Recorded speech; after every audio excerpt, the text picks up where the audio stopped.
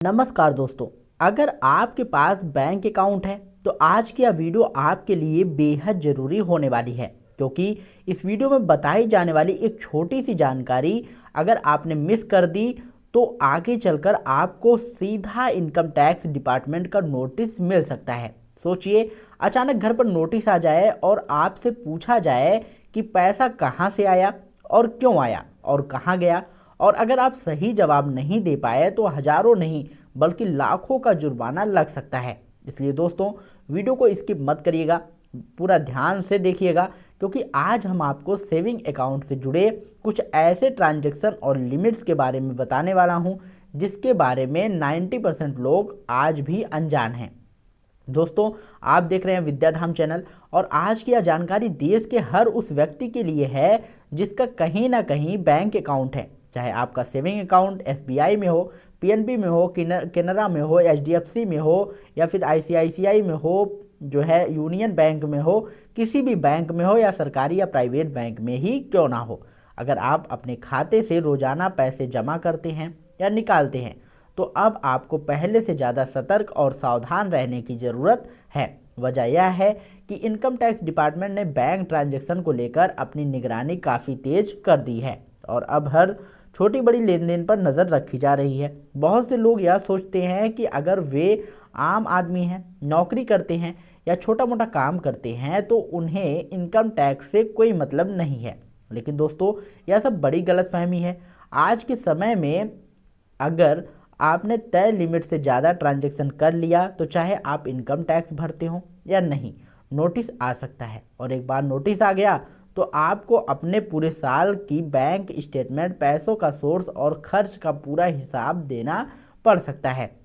दोस्तों, इस समय साल 2026 चल रहा है और 1 अप्रैल 2026 से नया फाइनेंशियल ईयर शुरू होने वाला है। फाइनेंशियल ईयर यानी कि 1 अप्रैल से 31 मार्च का पूरा साल है और इस पूरे साल के दौरान आपके सेविंग अकाउंट से होने वाली नगद निकासी यानी कि कैश विड्रॉल और इनकम टैक्स डिपार्टमेंट खास नज़र रखता है।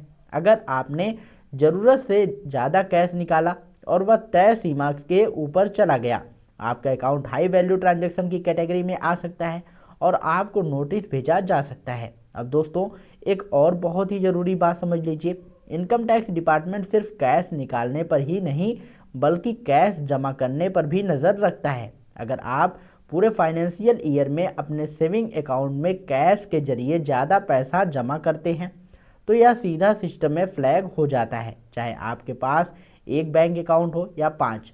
यह लिमिट आपके पैन कार्ड से जुड़ी होती है। अगर आपने तय सीमा पार कर ली और आप आईटीआर फाइल नहीं करते हैं तो नोटिस आना लगभग तय माना जाता है। आज के डिजिटल दौर में लोग यूपीआई का जमकर इस्तेमाल कर रहे हैं।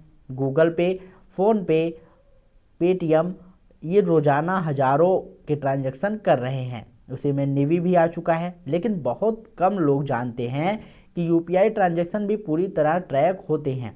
भले ही इनकम टैक्स की तरफ से यूपीआई की कोई डेली लिमिट नहीं बताई गई हो, लेकिन पूरे भारत में आपके अकाउंट का टर्नओवर अगर ज़्यादा हो रहा है तो आप विभाग की नज़र में आ सकते हैं। खासकर अगर साल भर में भेजे और पाए गए पैसों को मिलाकर आंकड़ा करीब 20 लाख के आसपास पहुंच गया तो इनकम टैक्स के साथ साथ जीएसटी डिपार्टमेंट भी सवाल पूछ सकता है। यह नियम उन लोगों के लिए ज़्यादा ज़रूरी है जो आईटीआर फाइल नहीं करते हैं। जो लोग रिटर्न भरते हैं उनके पास आमदनी और खर्च का रिकॉर्ड पहले से होता है, लेकिन जो लोग रिटर्न नहीं भरते उन्हें यूपीआई और डिजिटल ट्रांजैक्शन में खास सावधानी रखनी चाहिए, वरना नोटिस में पूछा जाएगा कि पैसा कहां से आया और किस काम में गया। दोस्तों, एक और बड़ी गलतफहमी बहुत लोग पाल लेते हैं, वे सोचते हैं कि अलग अलग बैंकों से पैसा निकालने या जमा करने तो किसी को पता भी नहीं चलेगा। लेकिन आज के समय में पैन कार्ड, आधार कार्ड नंबर और बैंक पासबुक सब आपस में लिंक हैं। सरकार के पास ट्रांजैक्शन का पूरा डेटा मौजूद है, इसलिए यह सोचकर गलती मत कीजिए कि सिस्टम आपको ट्रैक नहीं कर रहा है। अब दोस्तों, बात करते हैं फिक्स डिपॉजिट यानी कि एफडी की। अगर आप कैश लेकर बैंक जाकर एफडी कराते हैं तो यह भी एक लिमिट तय है। पूरे फाइनेंशियल ईयर में कैश के जरिए सीमित रकम तय तक ही एफडी कराई जा सकती है, लेकिन अगर पैसा आपके अकाउंट में पहले से मौजूद है डिजिटल माध्यम से आया है तो आप बड़ी रकम की एफडी करवा सकते हैं। इसमें कोई दिक्कत नहीं होता।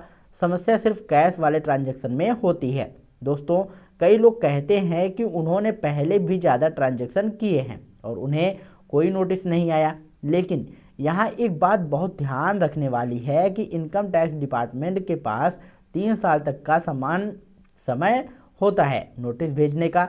यानी आज नहीं तो कल, कभी ना तो कभी आप लोगों को नोटिस मिल सकता है। और अगर उस समय आप पैसों का सोर्स साबित नहीं कर पाए और वह रकम अनएक्सप्लेन्ड इनकम मानी जाती है, जिस पर भारी टैक्स और पेनाल्टी लग सकती है। इसलिए दोस्तों, समझदारी इसी में है कि पहले से नया नियम जान लीजिए और ट्रांजैक्शन सोच समझकर करिए, क्योंकि छोटी सी सावधानी आपको बड़ी परेशानी से बचा सकती है। दोस्तों, अगर आपको ये जानकारी पसंद आई हो तो वीडियो को लाइक करिएगा, चैनल विद्याधाम को सब्सक्राइब करिएगा और बेल आइकन जरूर दबाइएगा ताकि आप लोगों को ऐसी नोटिफिकेशन हमेशा पहुंचती रहे।